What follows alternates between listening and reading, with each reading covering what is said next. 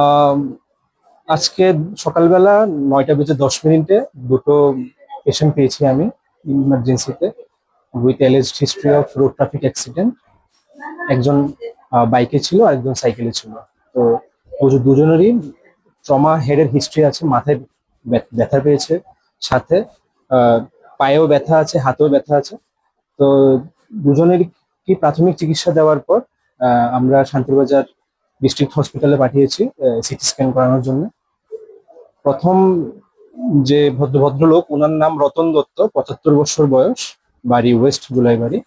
আর দ্বিতীয় জন যে পেশেন্ট আছেন, ওনার নাম অনুপম দেবনাথ, 23 ইয়ার্স, বাড়ি দেবদারু। তাদের আসলে যেন এখন কি কেমন? প্রাথমিকভাবে দুজনেরই ভাইটাল স্টেবল আছে, কিন্তু যেহেতু মানে মাথায় চোট পেয়েছে, এই জন্য আমরা আর্জেন্ট বেসিসে রেফার করতে হয়েছে সিটি স্ক্যান মানে করে দেখার জন্য যে আদৌ মাথায় কোনো ইন্টারনাল ইনজুরি আছে কিনা। এই জন্য আমরা আর্জেন্টলি পাঠিয়ে দিয়েছি।